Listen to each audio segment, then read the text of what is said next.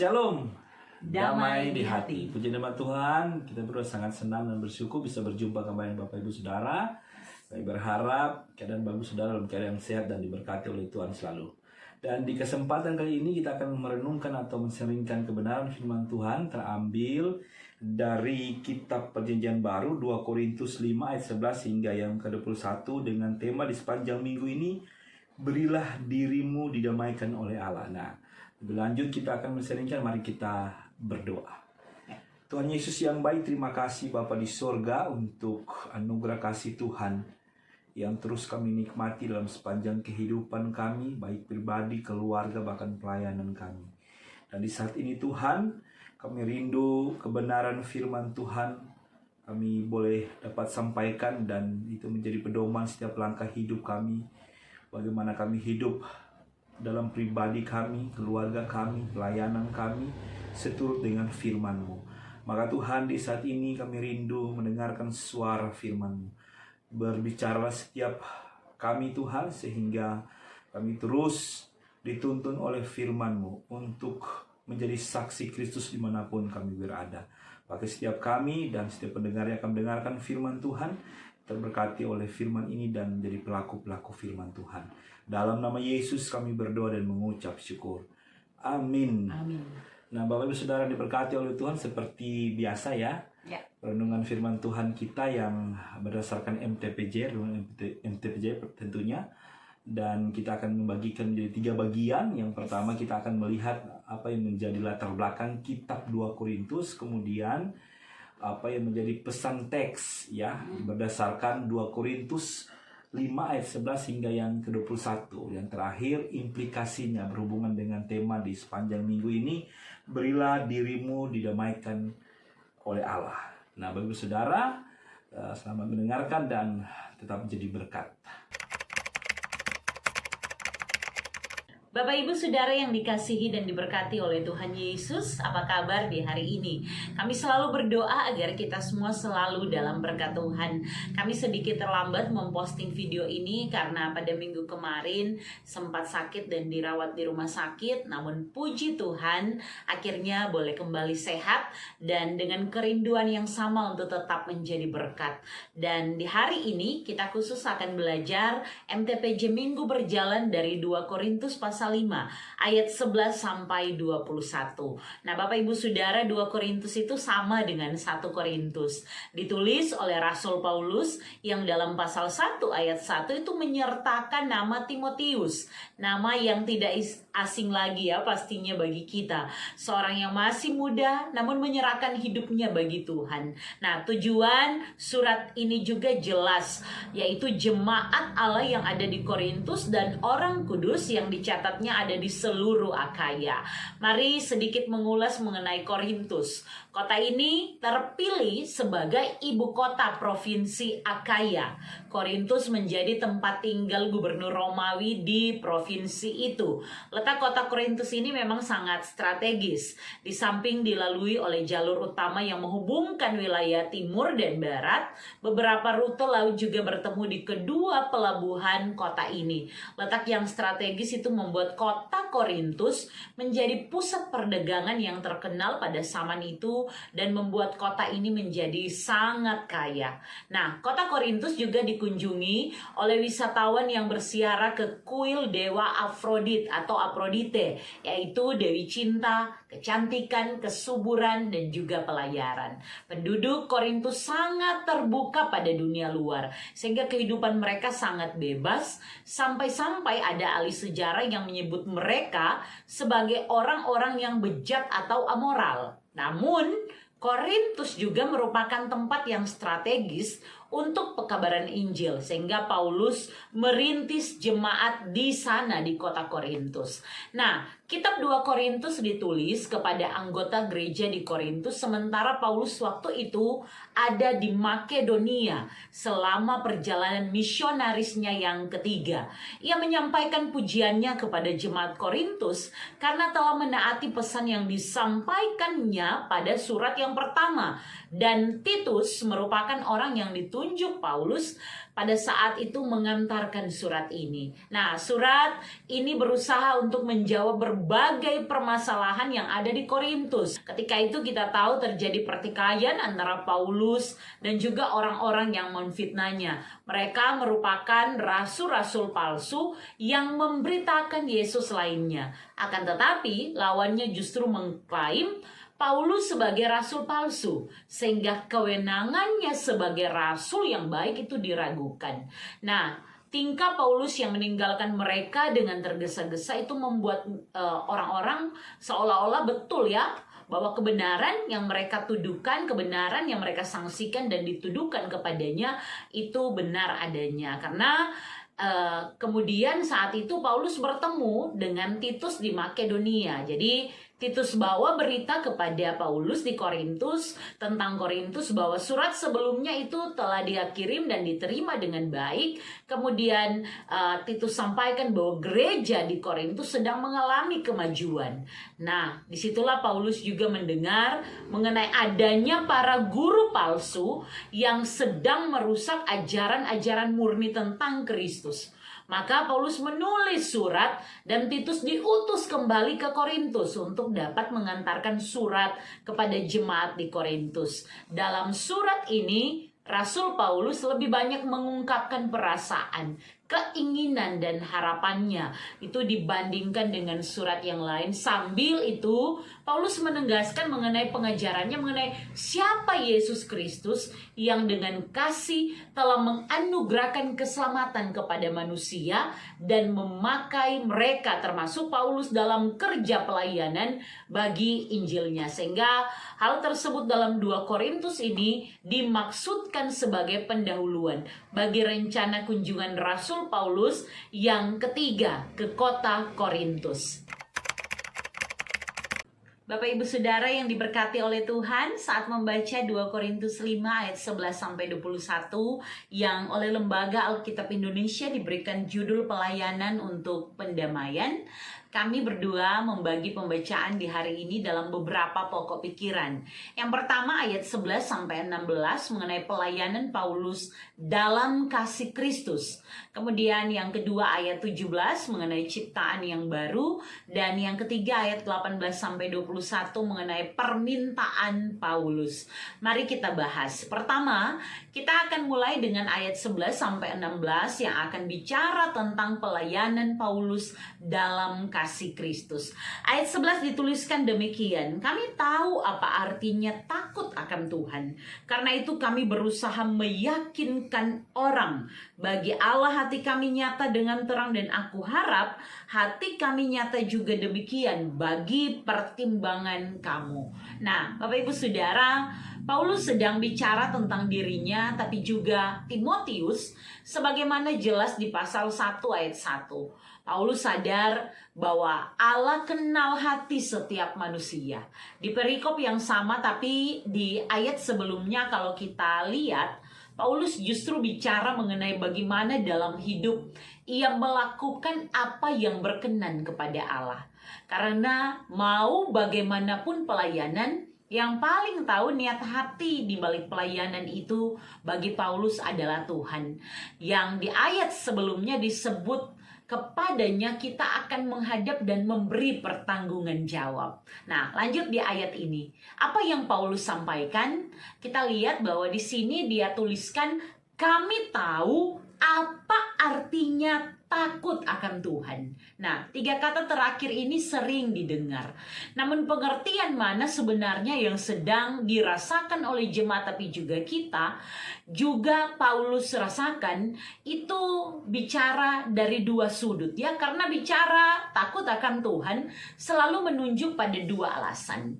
Bicara takut akan Tuhan selalu menunjuk pada alasan pertama, takut kepada Tuhan karena terpaksa, karena alasannya tidak mau dihukum atau menerima hukuman dari Tuhan, dan takut kepada Tuhan karena benar-benar mengasihi Tuhan, sehingga ini menunjuk pada rasa hormat yang dilandasi oleh kasih kepada Tuhan. Kalau melihat ayat ini, maka kita dapat melihat bahwa dalam bacaan ini Takut akan Tuhan dituliskan oleh Paulus untuk menunjuk pada pengertian yang kedua. Rasa hormat kepada Tuhan yang dilandasi oleh kasih yang membuat Paulus berusaha melakukan kehendak Tuhan. Paulus merasa takut untuk menentang kehendak Tuhan, bukan karena kekhawatiran bahwa Tuhan akan menghukum Paulus, tetapi karena adanya kasih Allah yang membuat Paulus tidak ingin mengecewakan hati Tuhan. Takut akan Tuhan versi Paulus ini digerakkan oleh kasih, dan ini menjadi landasan bagi seluruh kehidupan Rasul Paulus, termasuk menjadi landasan bagi cara pandangnya terhadap sesama yang bisa kita lihat di ayat 14 contohnya, kemudian di ayat 16, termasuk bagi pelayanan Paulus sendiri. Paulus pakai di ayat 11 ini dengan meyakinkan orang, karena pelayanannya dilandasi oleh takut akan Tuhan. Dia tidak sedang memegahkan diri. Ayat 12 dikatakan begini. Dengan ini kami tidak berusaha memuji-muji diri kami sekali lagi kepada kamu. Tetapi kami mau memberi kesempatan kepada kamu untuk memegahkan kami, supaya kamu dapat menghadapi orang-orang yang bermegah karena hal-hal lahiriah dan bukan batiniah. Rasul Paulus menyatakan bahwa ia tidak ingin memuji diri sendiri ataupun memuji rekan sekerjanya.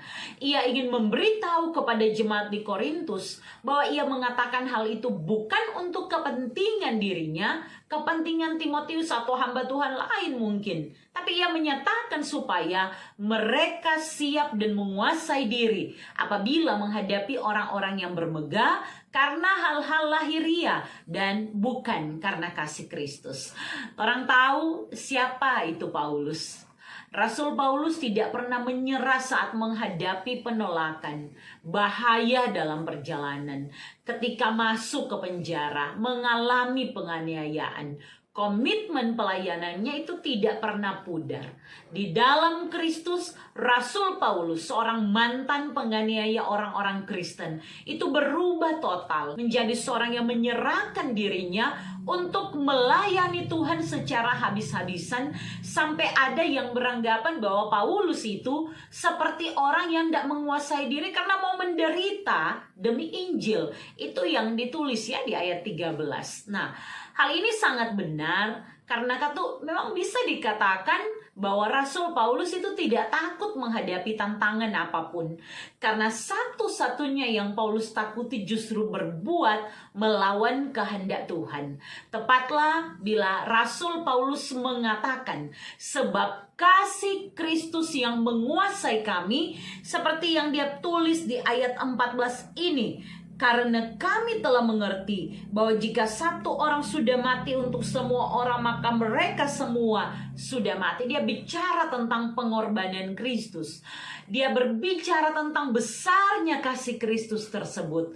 Kasih yang mendorongnya melayani sesuai dengan apa yang Tuhan Yesus kehendaki. Kasih yang menuntun Paulus pada kesadaran untuk dapat berbuah. Kalau kita lihat ya di ayat 16.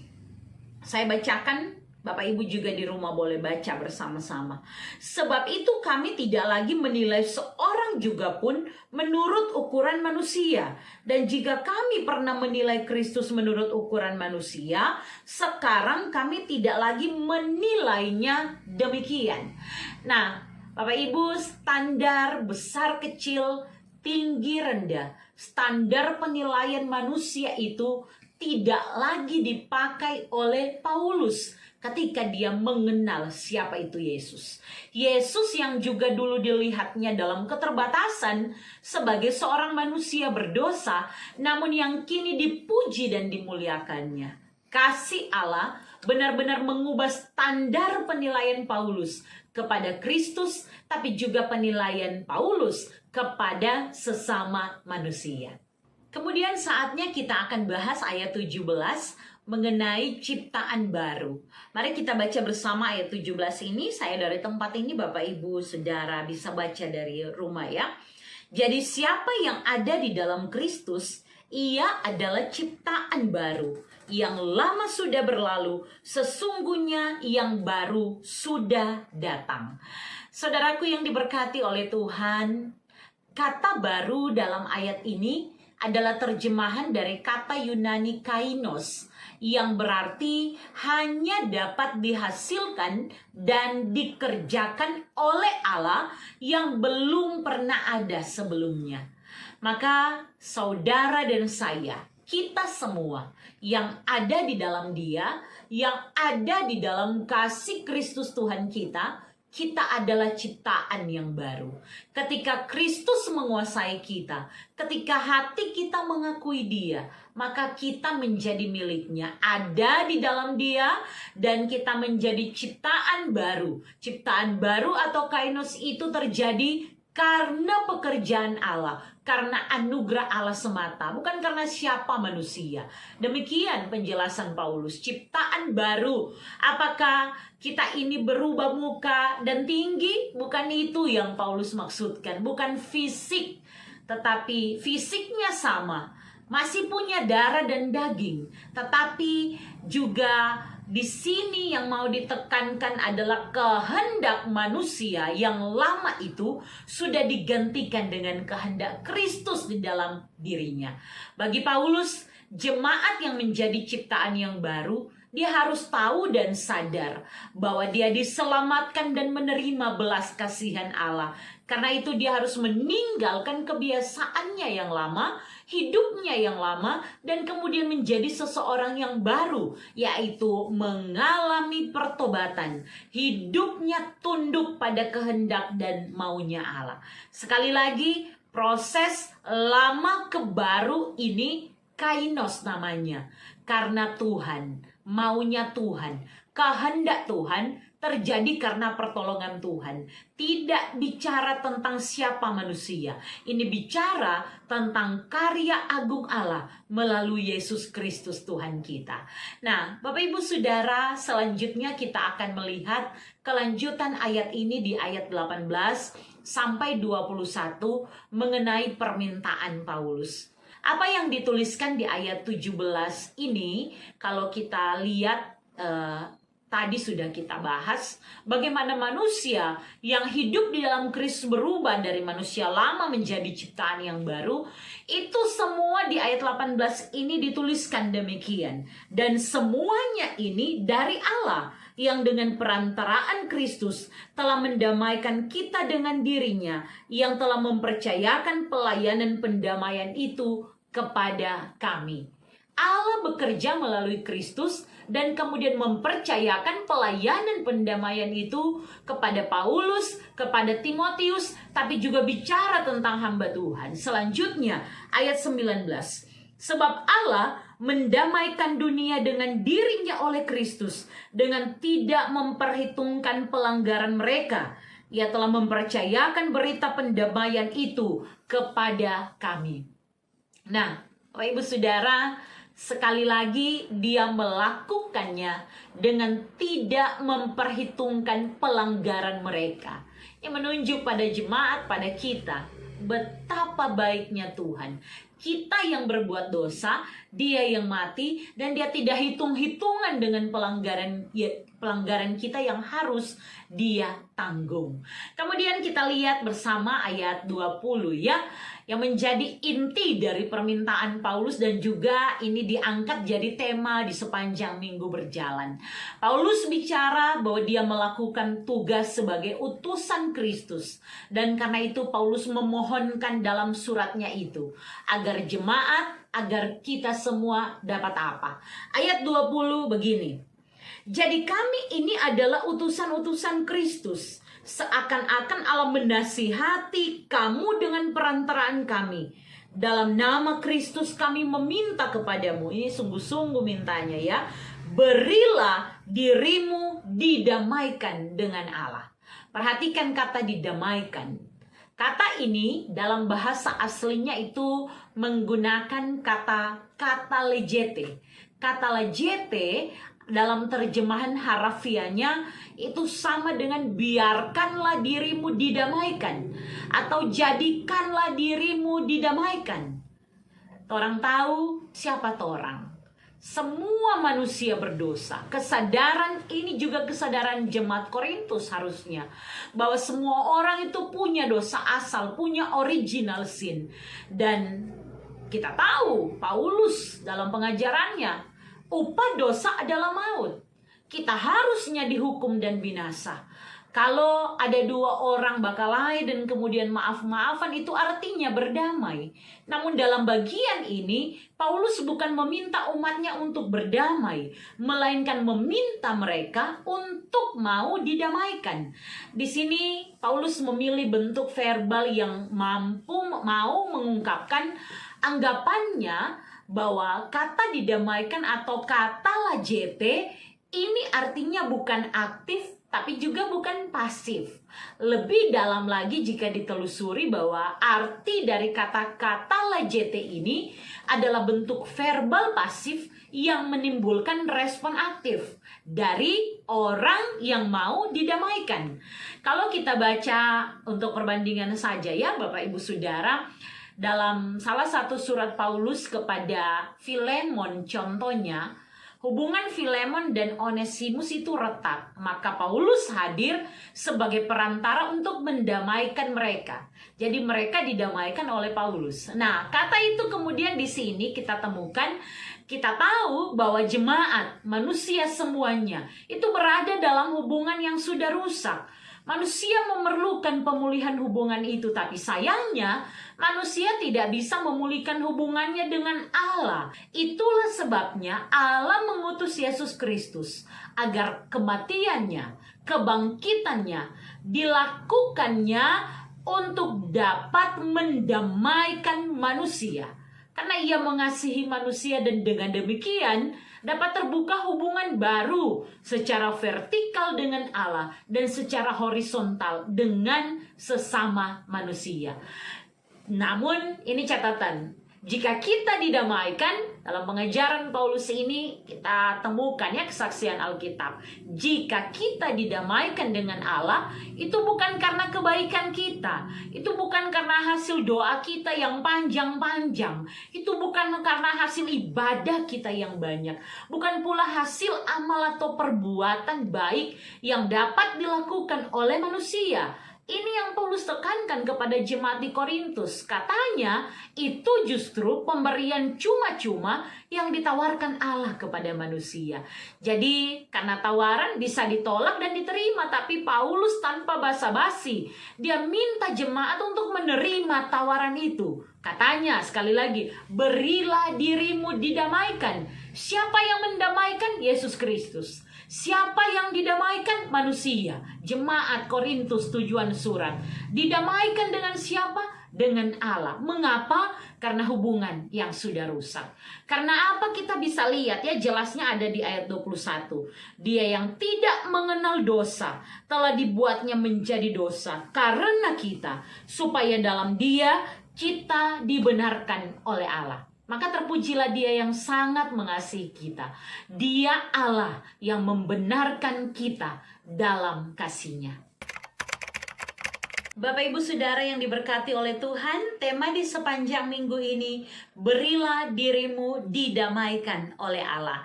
Melalui bacaan kita 2 Korintus pasal 5 ayat 11 sampai 21 yang memberi kita beberapa pesan dan pengajaran penting. Pertama, menyangkut alasan pemilihan tema ini, kita belajar bahwa kita ini manusia berdosa. Semua kita. Tidak ada ya konsep tabula rasa dalam kekristenan yang menganggap manusia lahir seperti kertas putih yang tanpa dosa. Karena semua manusia itu punya original sin, dosa asal. Sehingga kalau cuma dengan upaya usaha manusia, tidak ada yang bisa mencapai keselamatan. Hubungan dengan Allah itu sudah rusak. Manusia memerlukan pemulihan hubungan itu. Tapi sayangnya, sekali lagi tidak ada manusia karena jabatan, karena pelayanannya, karena statusnya dalam jemaat, yang karena popularitasnya dia bisa memulihkan hubungan itu. Sehingga kita bersyukur Allah mengutus Tuhan Yesus. Dan kematian serta kebangkitannya itu dilakukan dengan kasih bagi kita, agar supaya kita didamaikan dengan Allah. Catatannya adalah ingat baik bahwa saat kita memiliki relasi secara vertikal dengan Allah, kita juga harus memiliki relasi secara horizontal dengan sesama manusia. Itu inti dari apa yang Paulus mau sampaikan, dan dipakainya dengan kata didamaikan dalam bacaan di sepanjang minggu ini. Yang kedua, dalam hidup ini tak jarang dalam kita berelasi, perkataan, tindakan kita itu kadangkala sesuatu yang tidak membawa damai sejahtera ketika kita bertemu dengan orang lain. Kadangkala kata-kata kita tidak terpuji yang kita lontarkan kepada orang lain. Dan kadang-kadang ada yang sulit sekali untuk dapat minta maaf atau sebaliknya memberi maaf. Lebih parahnya, ada yang enggan bertegur sapa dengan orang hanya karena masalah mempertahankan ego dan sebagainya. Bahkan kadang juga sering kali kita menyesal, jengkel pada diri sendiri, benci dan memusuhi, sehingga betapa malangnya jika sifat itu masih dipelihara. Bapak Ibu Saudara, kita telah didamaikan dalam belas kasihan Tuhan. Maka berusahalah hidup damai dengan semua orang. Artinya kita harus damai dengan siapapun. Dengan keluarga, orang-orang di rumah ya. Anak-anak berdamai. Dengan kakak, adikmu, suami istri berdamai, orang tua dan anak berdamai, saling memaafkan, memberi maaf, dan seterusnya. Kita juga punya tetangga, kita punya juga saudara seiman, bahkan saudara dengan agama yang lain, dan seterusnya kepada siapapun. Tentu juga dengan diri kita sendiri. Hal ini tidak terjadi begitu saja. Jadi kita juga perlu dapat proaktif. Ingat bahwa kata legete adalah bentuk verbal pasif yang menimbulkan respon aktif. Aktif dalam hal ini mau didamaikan dan menerima tawaran untuk didamaikan. Maka berusahalah hidup damai dengan orang-orang di sekitar kita. Yang ketiga, kita belajar jangan hitung-hitungan dengan Tuhan. Karena Dia Allah tidak pernah hitung-hitungan seberapa besar doa kita. Pantas atau tidak Dia ini dengan masa lalunya, dengan kelamnya dosa-dosa di masa lalunya, bahkan sampai hari ini dosa-dosa favoritnya yang mungkin tidak ada orang tahu, yang mungkin orang lihat dia suci, hidupnya baik, dan dia adalah seorang tokoh agama yang terkenal. Tetapi seberapa buruknya keadaan kita yang kita tahu, Allah juga tahu, dan Dia tidak memperhitungkan pelanggaran kita, tetapi dalam belas kasihannya Dia menunjukkan kasih setianya kepada kita. Yang keempat, kasih Kristus itu akan menuntun kita untuk menikmati hidup yang kekal di rumah Bapa yang telah siap di sana. Perlu ada pertobatan, berbalik arah ya. Kemarin menghadap sana, sekarang menghadap berbalik 180 derajat. Perubahan, metanoia. Saat kita yang berdosa atau salah sasaran, kami selalu katakan itu hamartia ya, dosa. Sasarannya sini, kemudian tiba-tiba dia meleset jauh dari sasaran yang ditetapkan oleh Allah. Ketika menyadari itu, kita tahu kita tidak bisa tanpa Tuhan. Minta Roh Kudus Tuhan agar supaya kita diberi kesadaran, kita diberi kemampuan untuk menghidupi pertobatan yang sejati dalam Tuhan.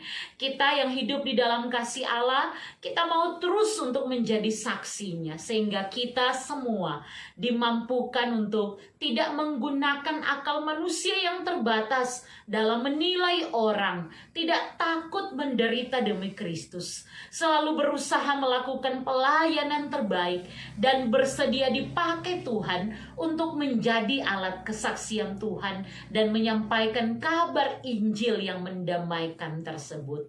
Terakhir, yang kelima, jangan lupa kalau sudah didamaikan dengan Allah, harus nyata kemudian dalam hubungan dengan sesama. Ini mengulang, tetapi kami rasa penting untuk dapat digarisbawahi. Karena Tuhan mau kita hidup dan menjadi berkat. Pelayanan kita menjadi pelayanan pendamaian. Kesaksian kita menjadi kesaksian yang dapat dilihat oleh orang lain.